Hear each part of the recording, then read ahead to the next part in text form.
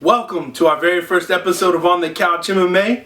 I'm your host, Jonathan, alongside me, my brother, and good buddy, Tremaine. What's up? What's up? Welcome. What's going on? So, guys, we're going to jump into the show. So, first thing I want to talk about is the most recent news in the MMA world. UFC 200 has been, press conference already went on today. It is going to be Jon Jones versus Daniel Cormier for the light heavyweight title. This is the fight that we've all been waiting to see since the last fight last January. We all know Daniel Cormier was scheduled to fight at UFC 197 with him. Of course, he injured his foot, and Jon Jones got OSP for that fight. Tremaine, we look at these two fighters, and we know that Jon Jones, I mean, in my mind, in my opinion, he's the pound for pound best fighter in the world. You can argue that Demetrius Johnson is also the pound for pound, but this is a fight that I think all fight fans love to see. Both guys hate each other. You know, Jon Jones is gone for 15 months. He's scheduled to fight at UFC 197. Everybody anticipated. How dramatic do you think the card changed when we all found out Daniel Cormier dropped out of the fight and now OSP jumped in? Well, you know, you kind of look at it like as, did Daniel really get hurt? You know what I mean? Right.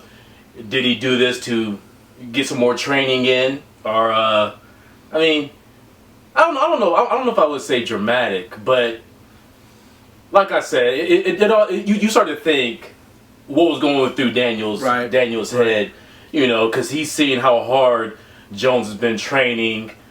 He's been beat. He beat him. Jones beat him the first time. Right. So and unanimously beat him and was really good. Yeah. I mean, you got to think for Jon Jones. You know, he trained, 7 months once the fight was announced for Daniel Cormier, and then all of a sudden, leading up to the fight, Daniel pulls out because he's got an injury, a quote unquote injury, and here's Jon Jones now got to flip the script and fight OSP, who in my mind is bigger than Daniel Cormier.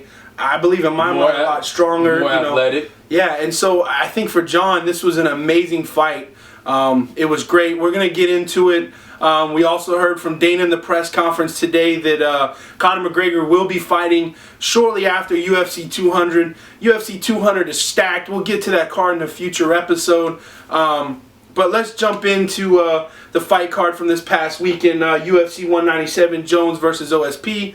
Let's go ahead and let's talk first. The first fight of that night on the main card was Yair Rodriguez versus Andre Fila.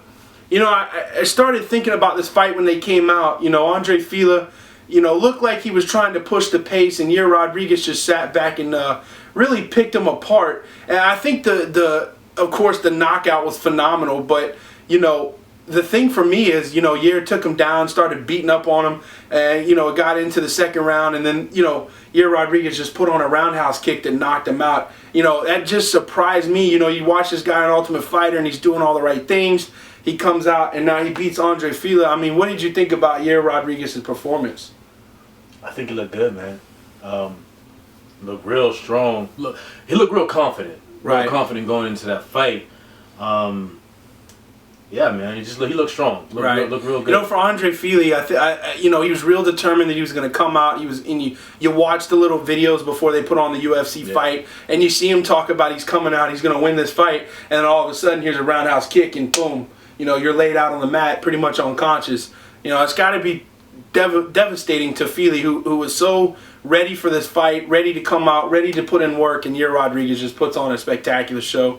Knocks him out with a roundhouse kick. It looked like a spinning roundhouse kick. Some type of jumping roundhouse kick. It was a great move. Definitely exciting. My opinion, one of the more, not the, but one of the more exciting knockouts in UFC. For sure. I definitely put it up there. Yeah, for sure. And for Fili, it's just time to get back to the drawing table and get ready for his next fight and move on. And for Yair, that brings him up in that division. More and more he gets, he'll be ready for a title shot soon. Let's move on to that next fight. Was Robert Whittaker versus Rafael Natal. Two great fighters. Robert Whittaker's a really strong, powerful guy. Rafael Natal, he's a Brazilian. Great jiu-jitsu background. Robert Whittaker's more of a stand-up game. This was a battle to the end. Robert Whittaker looked really, really good. And I thought Rafael Natal looked really good. He stood in there and took some great shots from Robert Whittaker, which most of those shots would have probably put anybody on the mat. and put him away. But Rafael Natal is just an absolute veteran in the octagon. Great to see him, come back and do a performance like that. Even though it was in a losing performance, but he looked pretty good. I think his mistake though was not getting Robert Whittaker to the ground, using that Brazilian Jiu-Jitsu. I know you work with Brazilian Jiu-Jitsu, you work with Judo. I mean, just knowing that background, if you're going into a fight with a stand-up guy, and your ground game's better than him, wouldn't you most likely just take him down and try to snap a submission, or at least control the ground and put something on him? Yeah, that would be my mind frame going into that fight, to get this dude to the ground as quickly as possible, so I can work my ground game. Your jiu-jitsu, and you said it right. It's the same thing with the McGregor-Diaz fight, and you and I talked about it.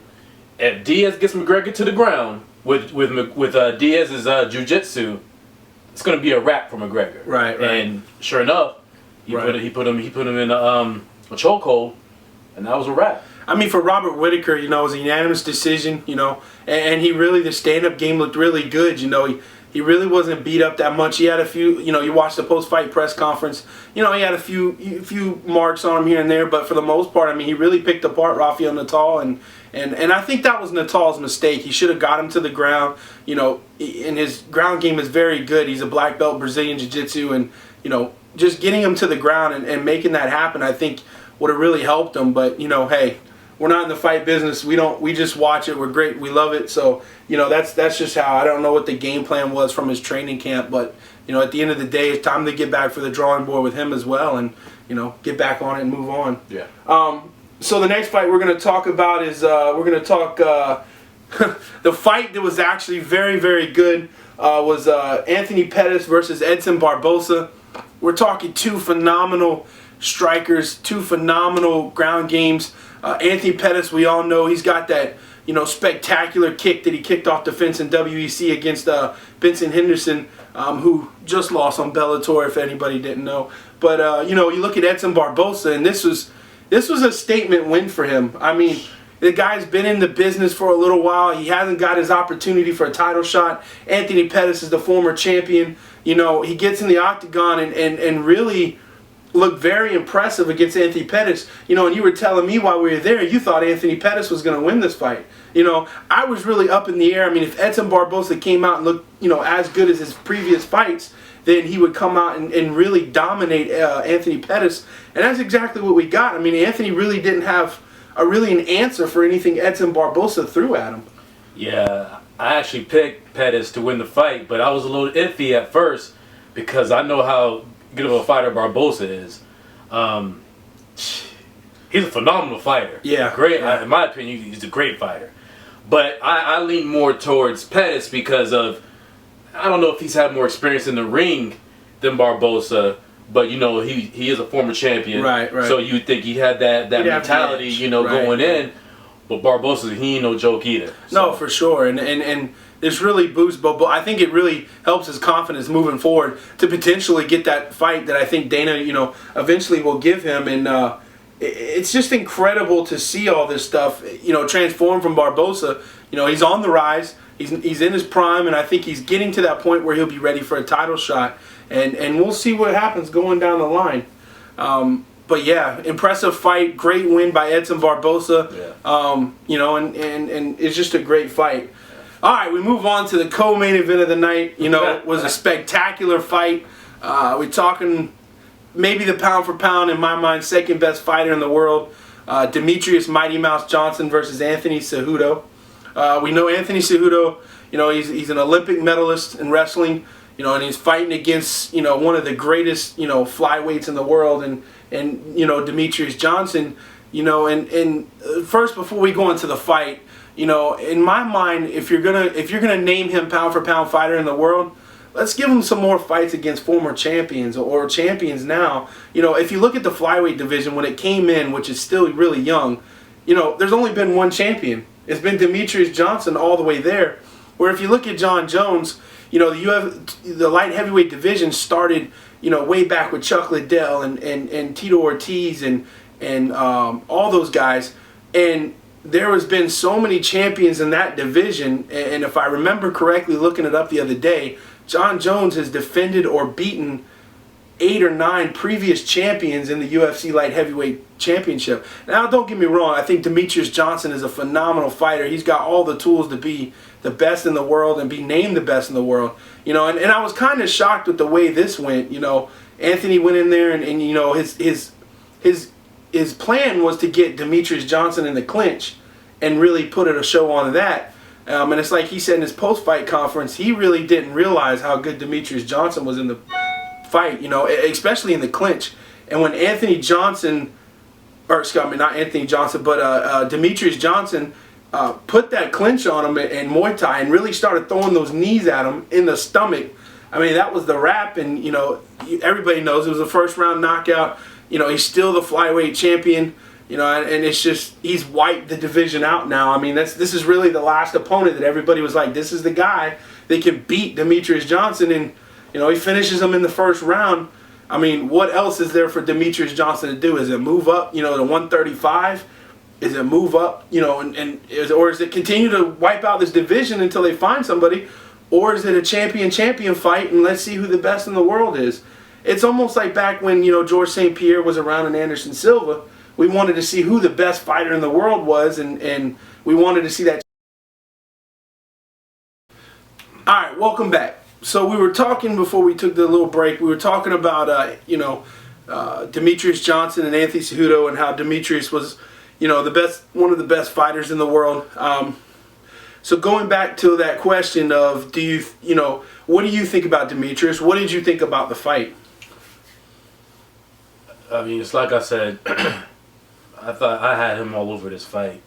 And, you know, you talked about him going up a weight class, you know, for, you know, more competitive fights or whatever for him.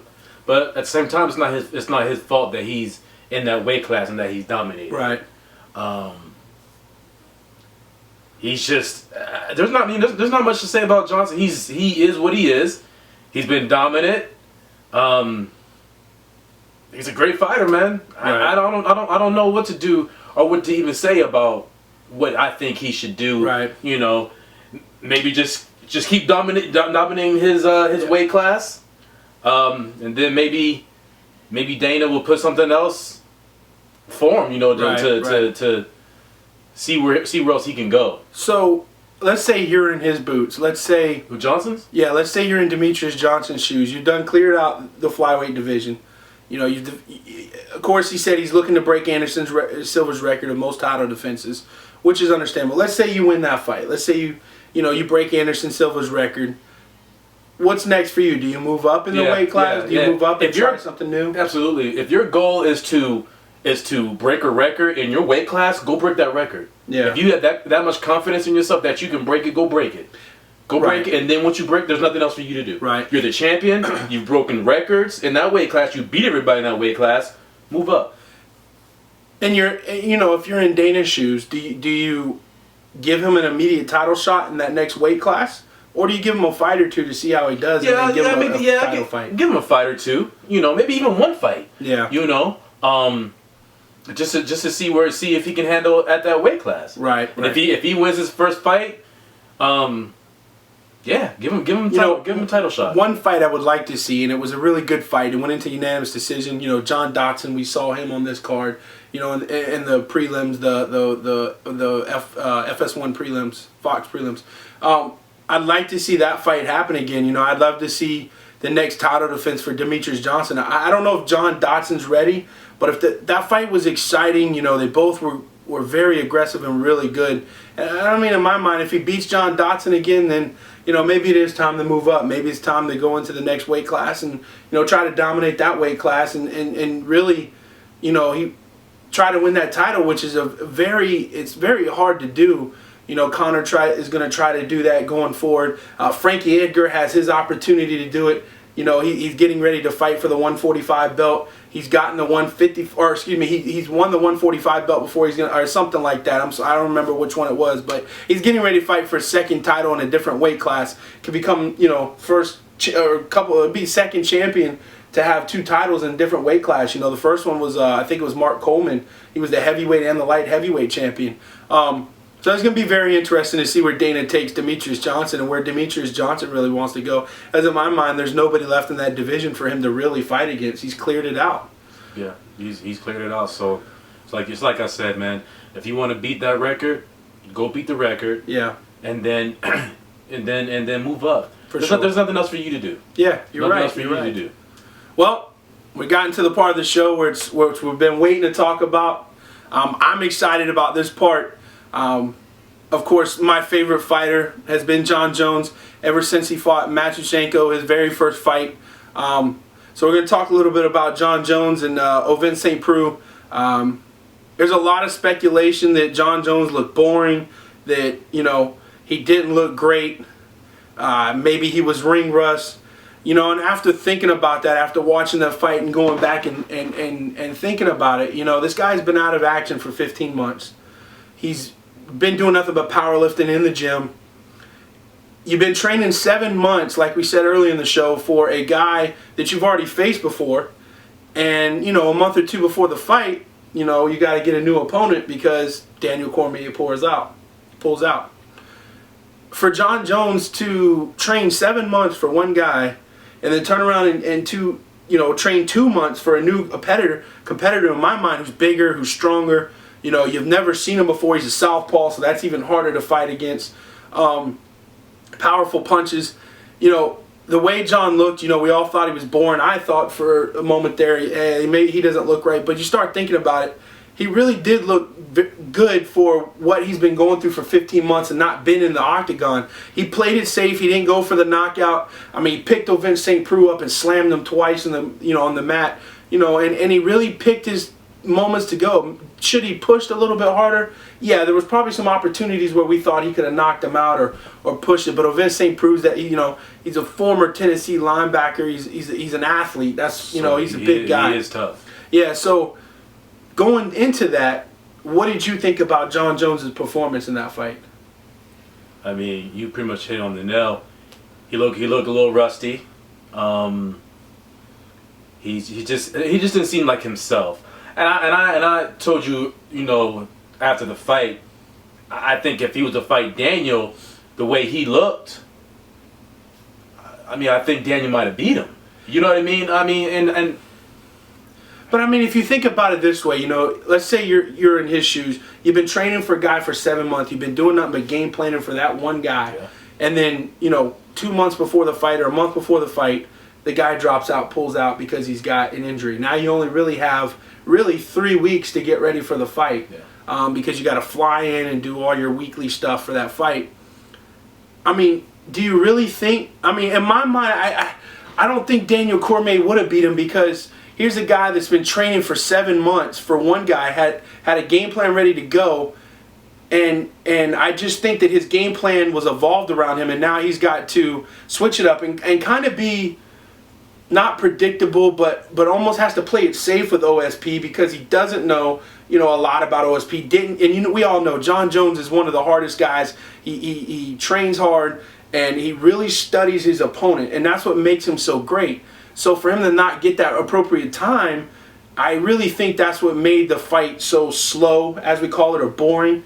But I think, and it may just be me and being a fan, I think he had a pretty good fight for the circumstances he was in. No, yeah, absolutely. Now let's. I know that you're a Jones fan. You know what I mean? I like him too, but you know, I'm just trying to be realistic about the whole situation. Yeah, you know, for putting the situation that he was put in, you know, he looked good. Right. Overall, he looked good. But it's like, you know, did he not show all the things that he's learned over the 15 months or something like 15 months. Maybe he didn't want to let it all be shown yet. You know what I mean? Maybe he didn't want to exert a whole bunch. Maybe, you know, possibly hurt himself or whatever before the bigger fight with Daniel. Right. So. Well, I mean, he did hurt himself coming out of that. You know, he said his ankle was really swollen.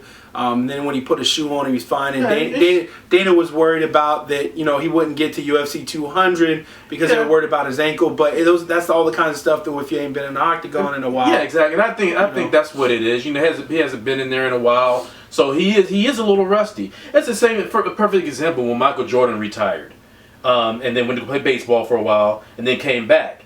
At first, he didn't look like himself at first. Right. When he wore number 45 or whatever, didn't look like himself. I guess you could put that in the same situation as Jones. He's gone for a long time. He comes back fighting a good guy. Oh, for sure. So he wasn't, it's a little rusty. Right. But I think, he'll go back and look at tape, and come, when he fights Cormier. At UFC 200. At 200, it's going to be, I think he's going to do some crazy stuff. Yeah, so if you watch the post-fight, or excuse me, the press conference for UFC 200, there's a lot of questions asked, did Daniel believe that, what made Daniel believe differently now that he could beat John Jones than before? And a lot of what Daniel was talking about was, he's got the perfect game plan to beat him. Well, when I was reading up with OSP and John Jones, OSP did a little training with Daniel Cormier, and or at least he requested it with him. But if Daniel's got the perfect game plan, this is going to be an interesting fight. But the problem with that is there's not really a game plan against John Jones. No. He's so athletically skilled, and he's unorthodox. He's got all these flying kicks. He does these back, spinning elbows, spinning back fist. He can take you down. He can submit you. I don't know if there's the perfect game plan for John Jones. I think it's more or less you have to go in there and play and fight your fight. Mm-hmm. You've got to go and try to push him, but with that long reach and what John does so well with keeping the distance. I don't know if Daniel really has an opportunity to come in here and actually beat John Jones and keep his title.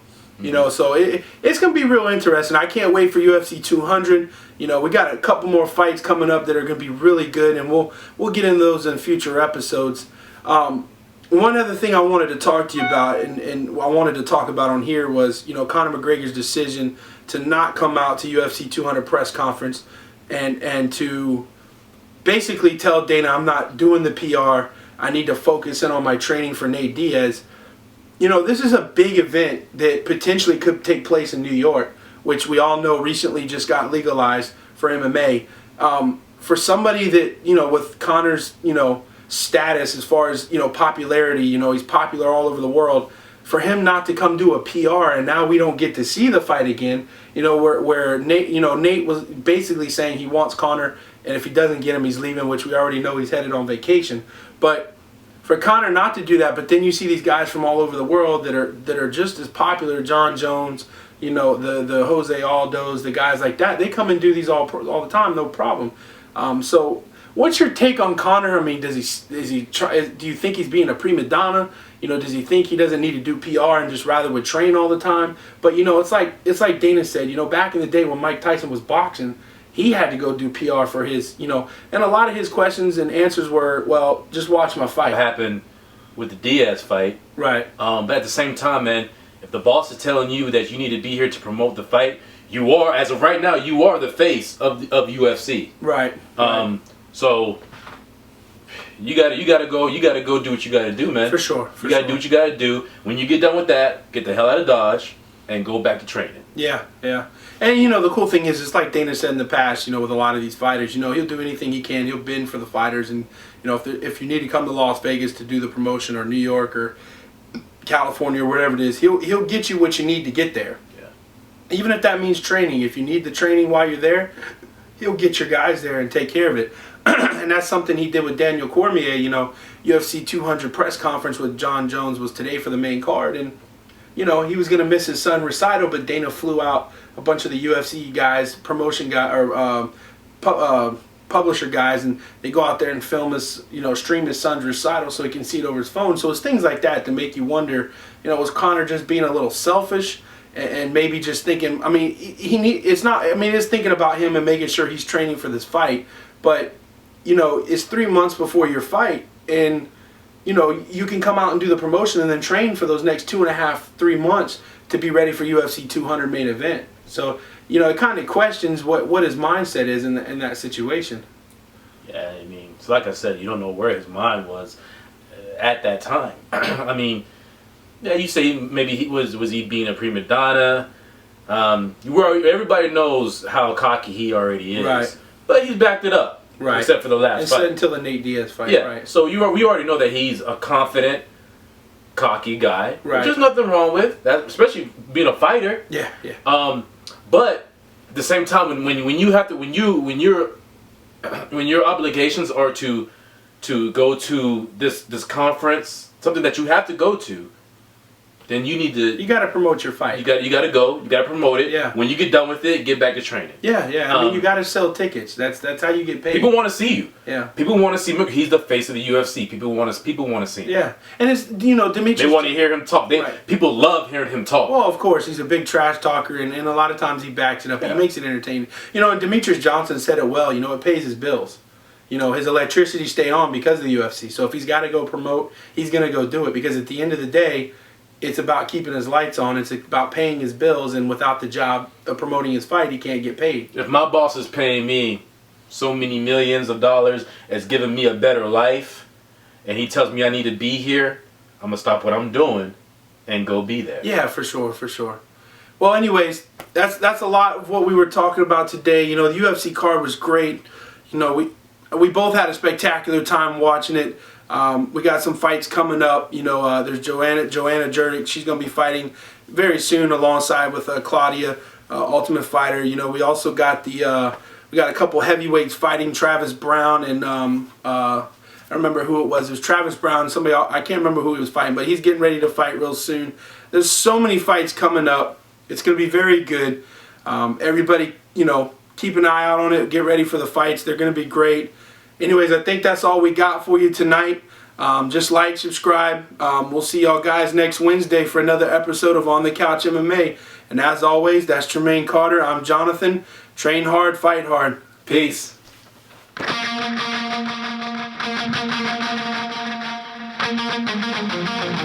Thank you.